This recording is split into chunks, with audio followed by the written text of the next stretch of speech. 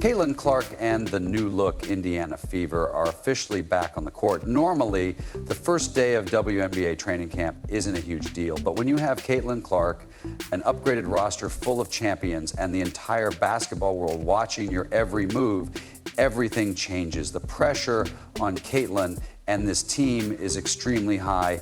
The media attention is constant, and the season hasn't even begun yet. And you know what? They look pretty good. There is a different energy already, and analysts are already impressed by what they've seen. I believe that the only team, or the only way to stop the Fever, is if you can guard all 5 players.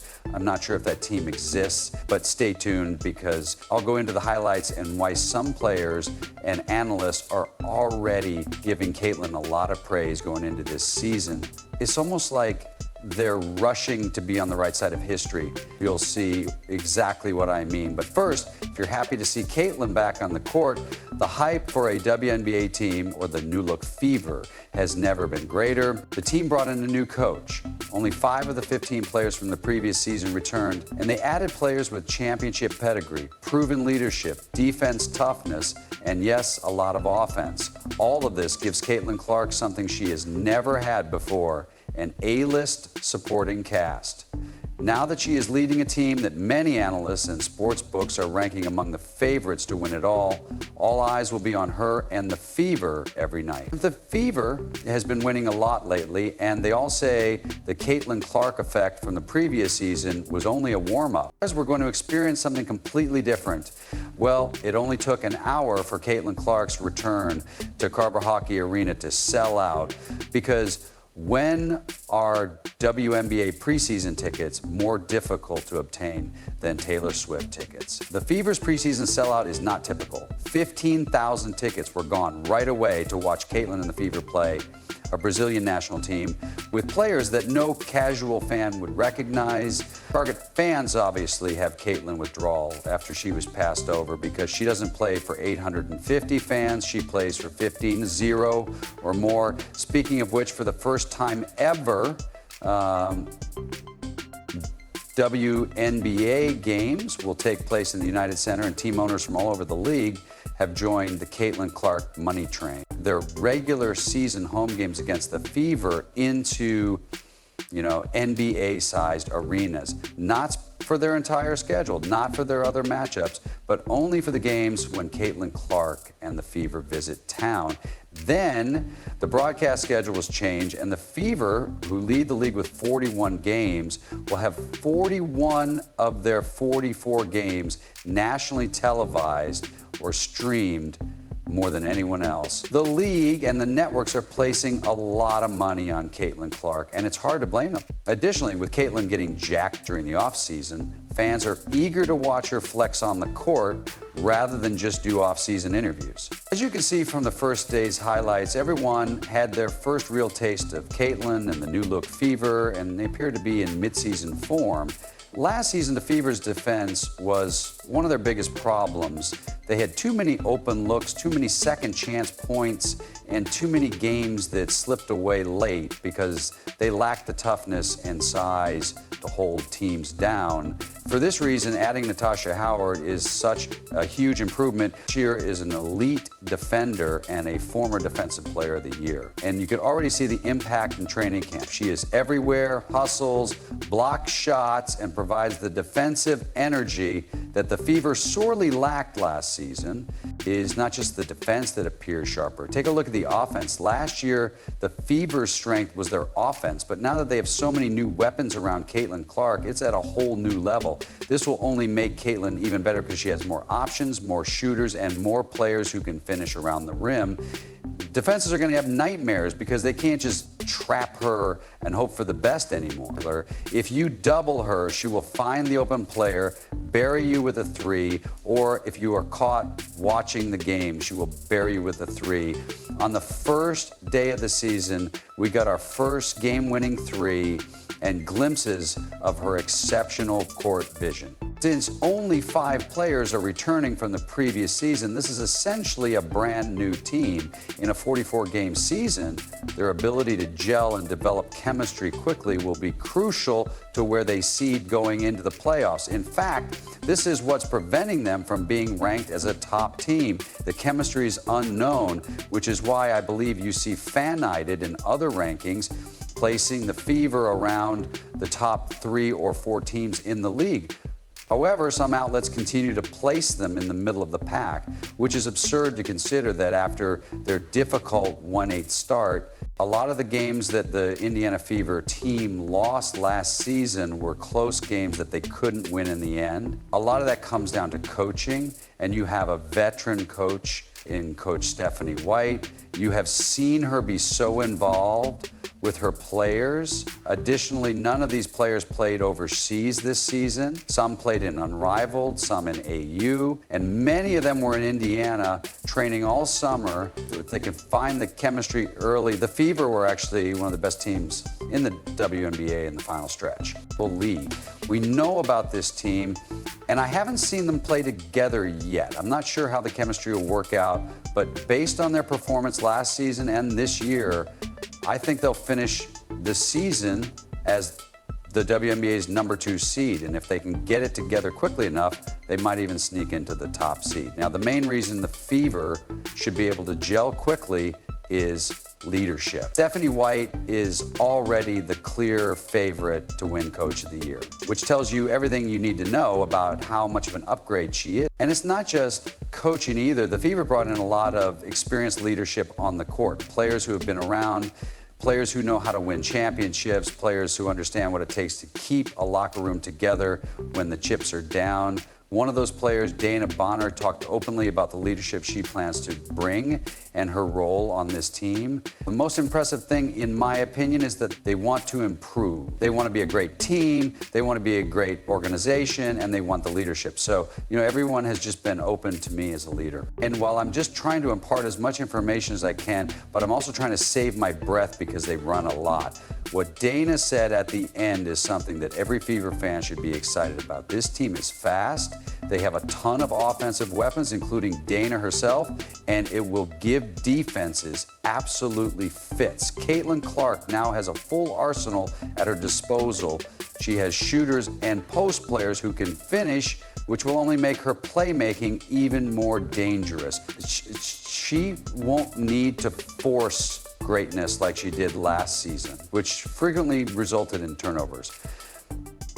Rashad McCants made a fantastic defense. Point about this, Caitlin Clark has already established herself as one of the WNBA's best playmakers. She set the single-season assist record as a rookie, which is absolutely insane when you think about it. She accomplished this with a supporting cast that, if we're being honest, was a basement-level pick the year before.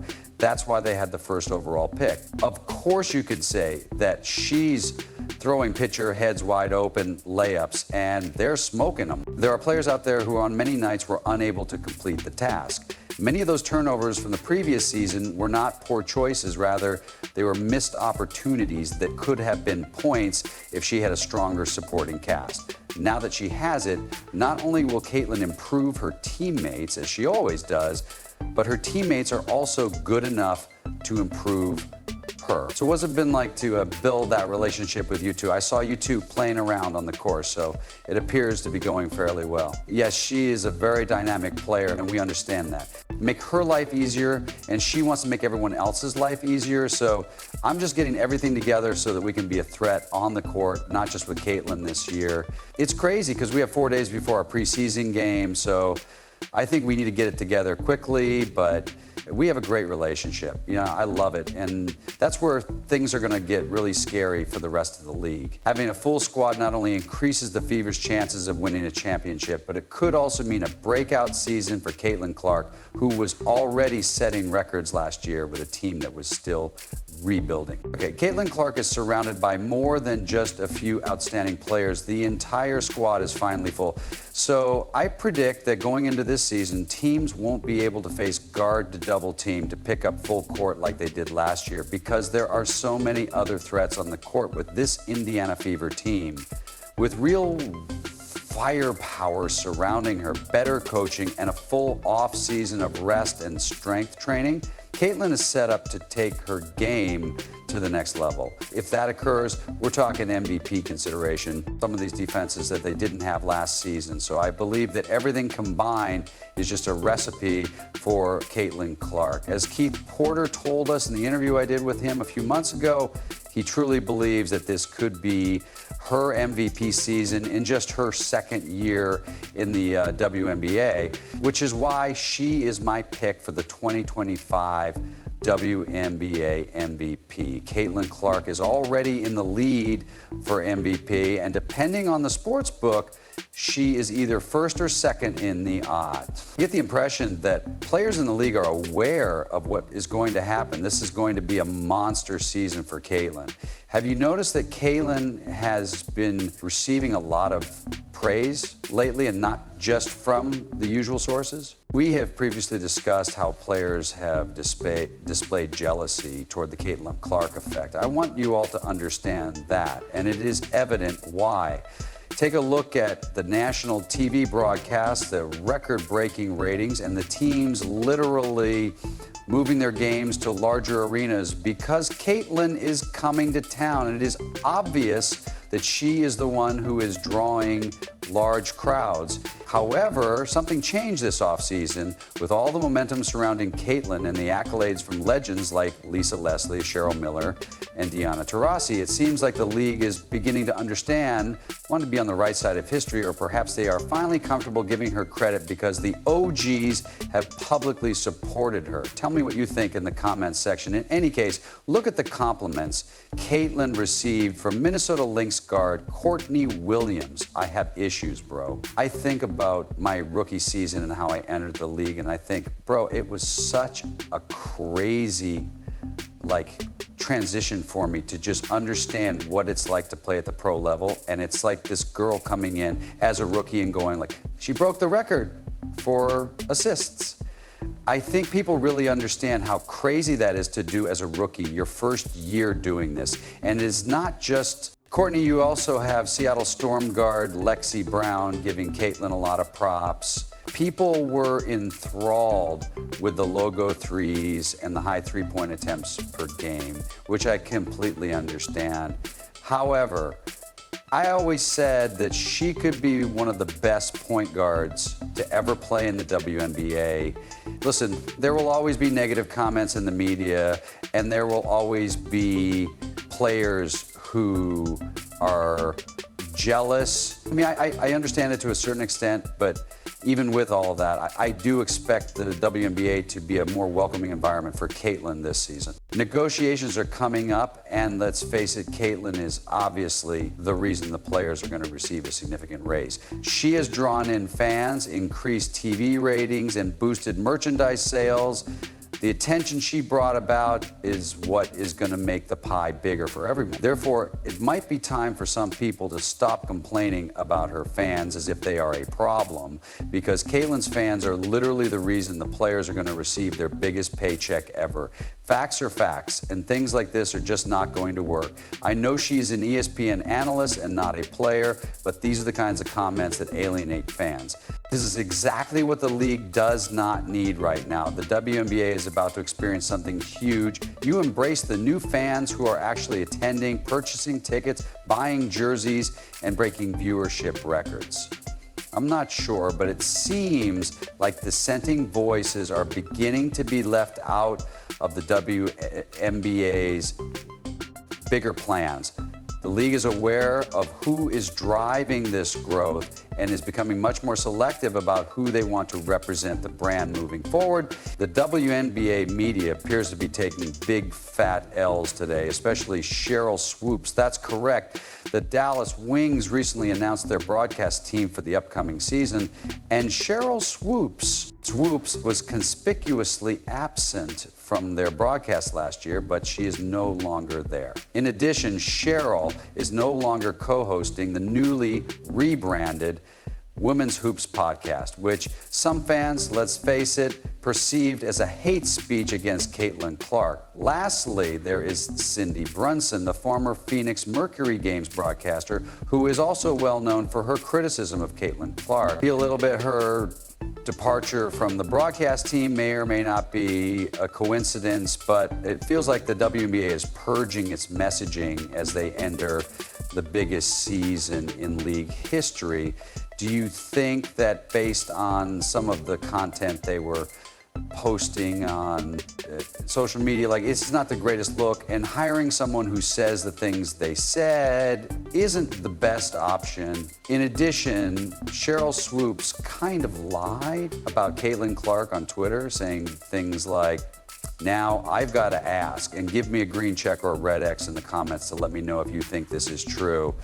Does any of this have anything to do with the WNBA's new initiative to grow the league, protect the brand, and attract new fans? One thing we've been working hard on in the offseason is a comprehensive platform centered around a multifaceted approach in combating hate and vitriol in the ways that our players, teams, staff, and fans experience it. I don't know why, but the timing is a little strange. The most infamous haters are being fired or pushed out, and then all of a sudden, players and analysts are showing their love and respect for Caitlin Clark. I have a gut feeling that everyone knows exactly what's going on because the owners know, which is why they've moved their home games against the Fever into NBA arenas. The networks know, which is why nearly every Fever game is now broadcast on national television.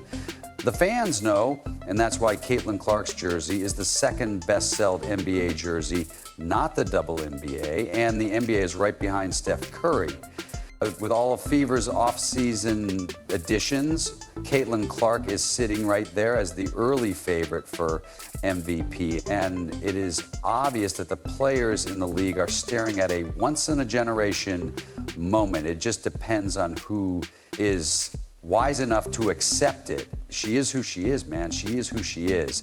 Now, you are surrounding her with certain bodies that can help her grow, especially because she is going through, like, you know, she went crazy last year, her first year in the league. Or I believe even for Yala, you are bringing in that veteran leadership, Boston as well, because I believe that will help them reach the next level. In my opinion, Indiana will be a dangerous team. At least the top four, I'm going to say, will have Natasha Howard and a Dana Bonner who can just go straight up and get their own bucket. And they're huge.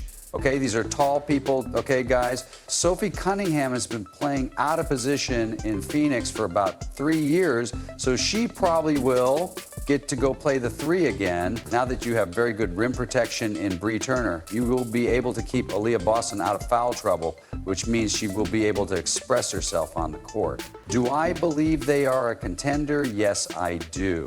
What we witnessed on the first day confirmed what the players in the league already know. The Fever is real, and everyone will be watching every game, highlight, and record-breaking moment. More records are about to fall, and we may be entering the WNBA's own Jordan and Bulls era. Last season could be referred to as the Bird Magic era because Caitlin, and to a lesser extent Angel Reese, brought the league to the public's attention. This year, it may expand internationally, and we are already beginning to see the signs. We are looking at Uganda right now, and there are people wearing Iowa t-shirts. There are a number of girls wearing Iowa t-shirts. This was just the first day of what could be an amazing season and a game-changing future for the Fever and the league. If you are still here, please leave a basketball emoji in the comments. It's only Middle America, so what the hell does Middle America have to do with the fact that calling it White America is a phenomenon? And thank you for saying